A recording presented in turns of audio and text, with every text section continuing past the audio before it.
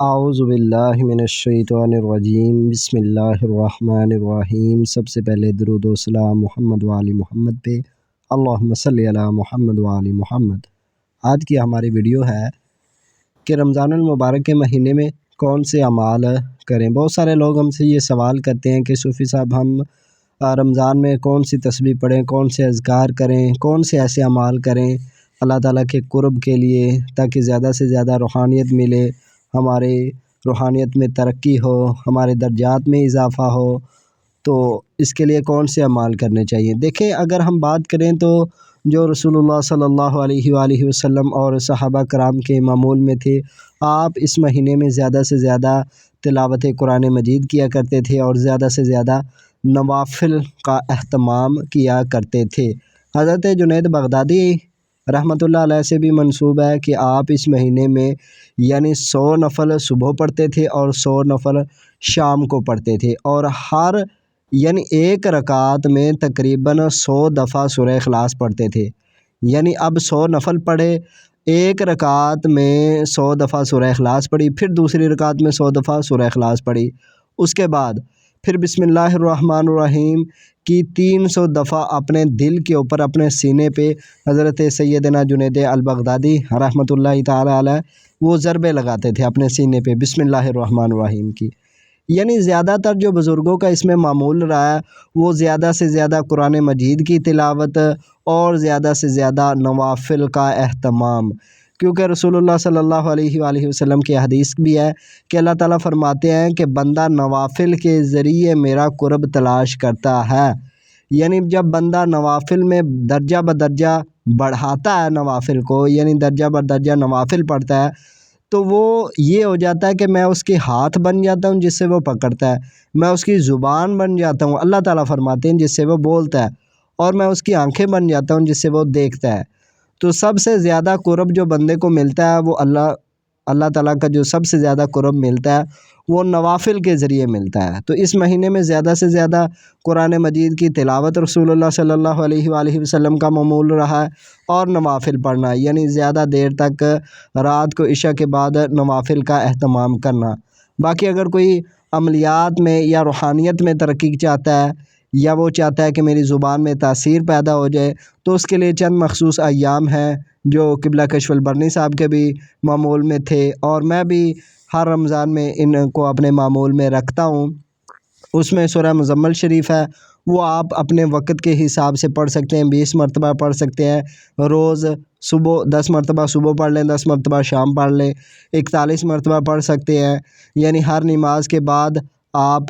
6 مرتبہ پڑھیں گے یا 7 مرتبہ پڑھیں گے تو یہ تعداد پوری ہو جائے گی، یا پھر آپ دن و رات میں 71 مرتبہ اس کو پڑھ سکتے ہیں، یا پھر آپ اس کو زیادہ سے زیادہ 100 مرتبہ پڑھ سکتے ہیں۔ سارے رمضان میں روز 100 دفعہ پڑھے، اور تمام رمضان میں یہ آپ کی 3000 میں مکمل ہو جائے گی سورہ مزمل شریف۔ تو یہ اس کے زکوٰۃ کبائر اکبر ادا ہو جائے گی، تو آپ اس کے عامل کہلائیں گے۔ پھر جو بھی آپ کے معاملات ہیں، حب کے، بندش کے، جادو جنات کے، وہ سب آپ ان سے کام لے سکیں گے۔ دوسرے نمبر پہ سورہ القدر کو بھی رمضان میں بہت ہی بزرگوں کے معمول میں رہی ہے سورہ قدر، تو وہ آپ 40 مرتبہ پڑھ سکتے ہیں، 70 مرتبہ پڑھ سکتے ہیں، 313 مرتبہ بھی پڑھ سکتے ہیں، اور 500 مرتبہ پڑھ سکتے ہیں۔ اس کی بھی بہت بزرگوں نے اپنے سوانح حیات میں لکھا ہے کہ سورہ القدر کو رمضان میں اپنے معمول میں، ان کے معمول میں یہ رہی ہے۔ تیسرے نمبر پہ سورہ کوثر شریف، سورہ کوثر شریف کو آپ 369 مرتبہ پڑھیں، 1000 مرتبہ پڑھ لیں، یا پھر 3125 مرتبہ پڑھیں اس کو پورے رمضان، ایک وقت متعین کر کے اس کو 3125 مرتبہ پڑھیں، تو یہ 1.25 لاکھ کی تعداد پوری ہو جائے گی، تو آپ اس کے عامل ہو جائیں گے سورہ کوثر شریف کے۔ بہتر تو یہی ہے کہ اس کو روز اپنی زندگی کے معمول میں 369 مرتبہ، جو میں پڑھتا ہوں 369 مرتبہ، یہ 10-12 سال سے میرے معمول میں ہے الحمدللہ سورہ کوثر شریف 369 مرتبہ، تو آپ بھی 369 مرتبہ اس کو اپنی زندگی، پوری زندگی اپنے معمول میں شامل کریں۔ باقی ساری تعداد ہیں جو آپ کو پسند لگے وہ آپ اس میں پڑھ لیں۔ اس کے بعد سورہ اخلاص شریف ہے، سورہ اخلاص کو آپ 313 مرتبہ پڑھ لیں، یا پھر 360 مرتبہ پڑھیں، یا پھر جو اس کے اعداد ہیں، سورہ اخلاص کے اعداد ہیں 1000، یا میرے خیال میں 1012 یا 1002 ہے، تو آپ اس کے اعداد کے مطابق اس کو پڑھیں گے پورے رمضان تو آپ اس کے عامل ہو جائیں گے۔ اس کے موکلین سے روحانی طور پہ آپ کا کنیکشن جڑ جائے گا، وہ ہر کام میں آپ کی معاونت کریں گے۔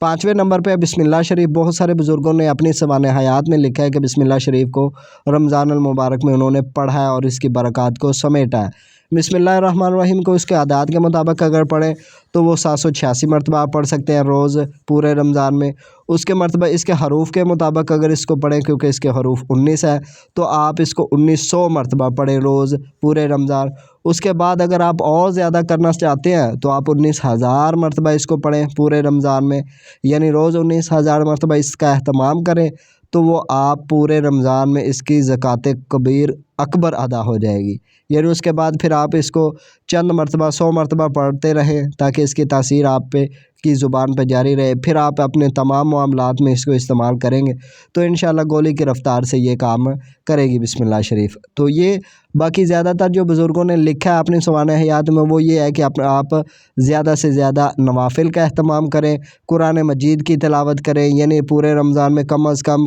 6-7 قرآن مجید آپ مکمل کریں۔ اگر آپ کو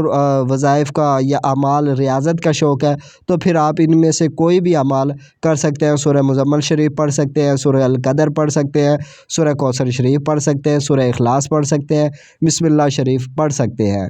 تو یہ ہماری آج کی ویڈیو تھی کہ رمضان المبارک میں کون سے مخصوص اعمال کریں،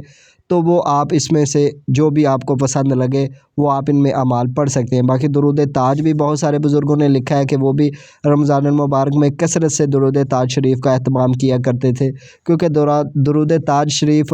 بہت سارے سلسلوں سے بھی منسوب ہے۔ سلسلہ قادریہ میں بھی بہت سارے بزرگوں نے اس کو پڑھا ہے، سلسلہ چشتیہ میں بھی پڑھا ہے، اور سلسلہ مداریہ قلندریہ میں بھی بہت سارے بزرگوں نے اس کی